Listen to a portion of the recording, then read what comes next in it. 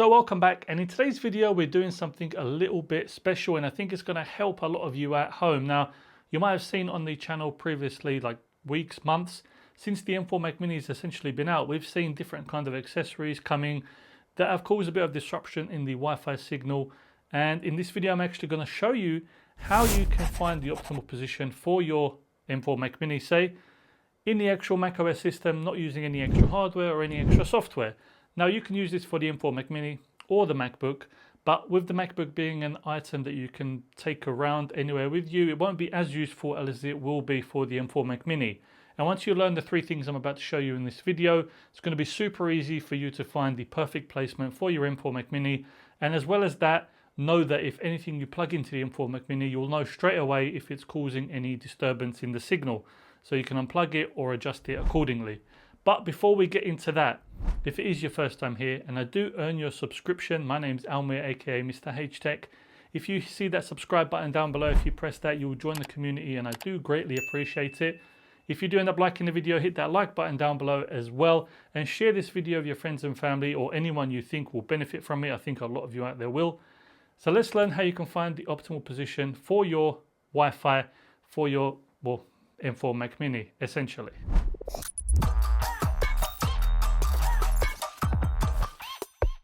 So starting things off, you'll notice in your toolbar when you go into macOS, at the top you've got different kinds of icons. Next to the date, you've got things like Wi-Fi, battery, various other things that you're going to have access to depending on different kind of apps and programs that you have installed on your Mac.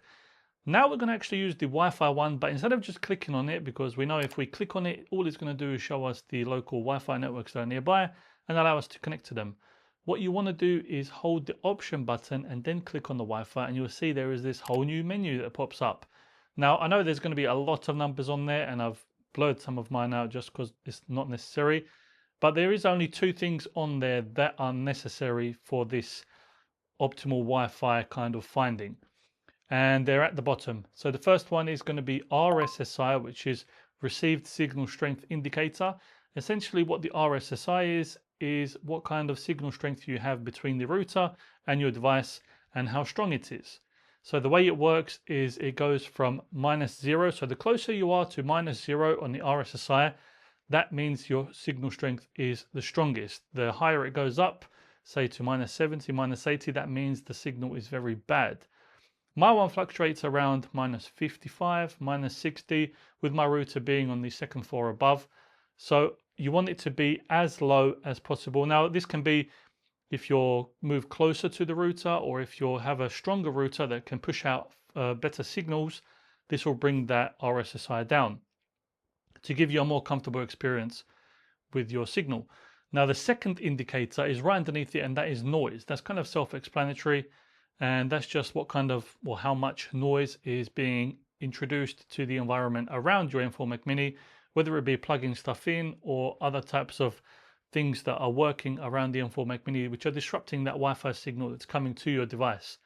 Now, with noise, it works in the opposite way of the RSSI. So with the RSSI, we want it to be as close and as low down to -0 as we want or as we need.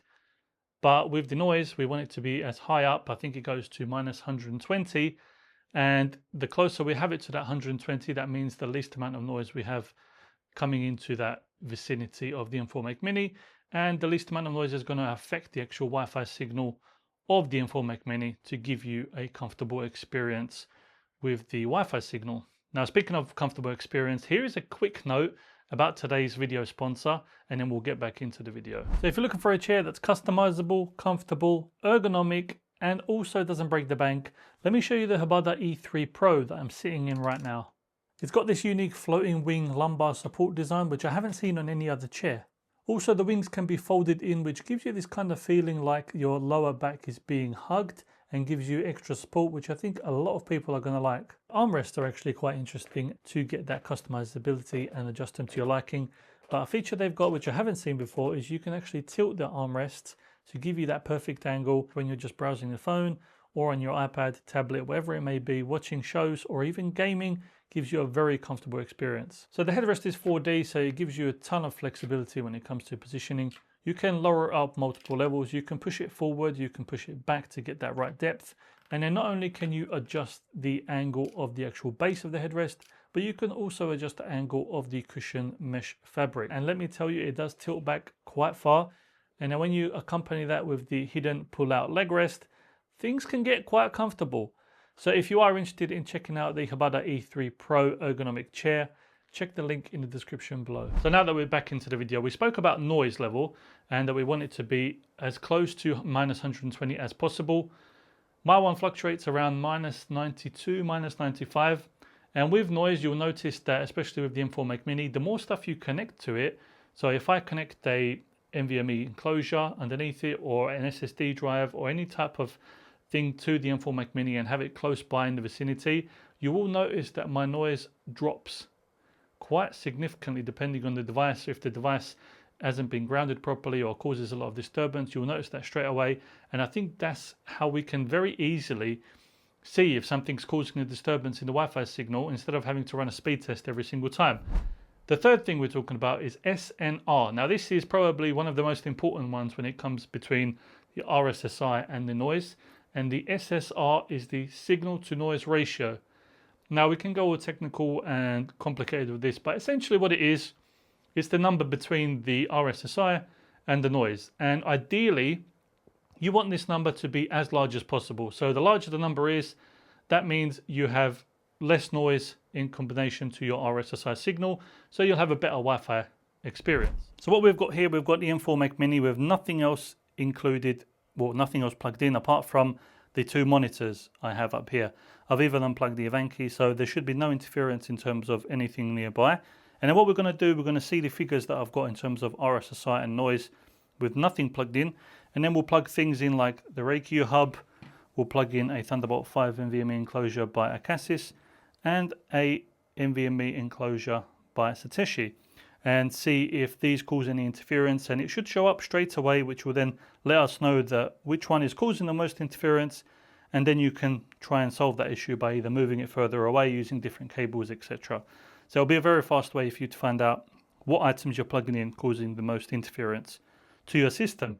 So currently, if we press Option and click on Wi-Fi, we'll see that my RSSI is sitting at -64, 65, and then my noise is sitting at -95. So this gives me around a 30, 32 with the RSSI fluctuating signal to noise ratio, which is pretty good. Obviously, the RSSI could go lower. If I was to get maybe a higher powered router or something of better quality, that would bring a stronger signal down to my office, and the RSSI would go lower. But the main one we're looking at now is the noise and how these things are going to affect the noise. So -95 on the noise currently. Let's plug in the RayQ hub and see how much that affects the noise on the system, and we'll know if it's something that we should be looking into trying to solve that issue. So plugging the RayQ hub in, and now we wait and see how it affects the noise. So -95 currently, and is it going to drop? Have to leave it around 10, 12, 15 seconds sometimes for the number to actually update. And we can see the noise has dropped from -95 down to -86. And that is quite a big drop. That is like 9 points on the noise section, which then reduces our signal to noise ratio by a further 9 points, which is not a good thing. Now let's plug in the Satechi NVMe enclosure, see if that drops the noise even more. So plugging this into the front, currently we're at -87 on the noise. So let us see if that affects it and by how much. So we'll give it some time to update. It's gone -86, -84. So it's dropped it down to another 3-4 points on the noise by introducing that Satechi one. -83 currently, which is again reducing our signal to noise ratio to around 23, 24. And then let's try the Acasis Thunderbolt 5. Plug that in, see if that causes any disturbance. So we'll plug it into the back because we've got that extra port to the Thunderbolt 5 port. Place it on top. And let's see if that changes the noise at all. We're at -84 currently. Will that affect the noise ratio at all? Or will it stay the same? Currently nothing's changed, but we'll see if it updates in a minute. So the RSSI is still sitting around -62, which is good. Noise has stayed at -84. So it seems like the Acasis hasn't affected the noise of the actual system, but the other two have. So if we start unplugging stuff, so we're on -84, let's unplug the Acasis drive. Shouldn't change anything because it didn't drop down the noise at all. Now -84, let's unplug this Teshi. And now we should see that the noise level goes up to give us a stronger signal because there should be less noise introduced. So -84, now it's -86. And I think we should see it go to -87. There we go again. Now the biggest increase we should see when we unplug this RayQ, it should go up back to around -95. So let's do that. So unplugging the RayQ, taking it away from the base. And now let's see when it updates what happens. So already -91, -95. So we can see that noise has been eliminated.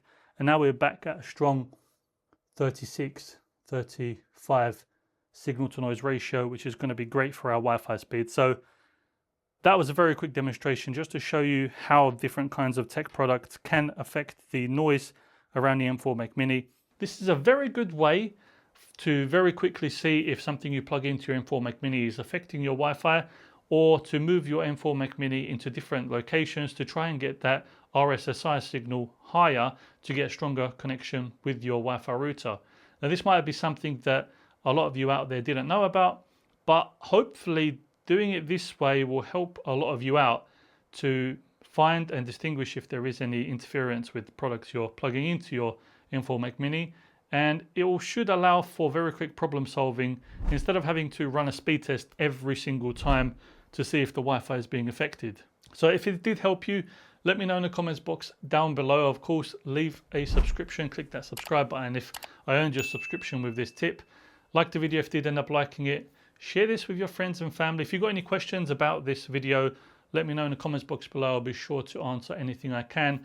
And hopefully it did help you. I know it helped me when I found it out a couple of weeks ago.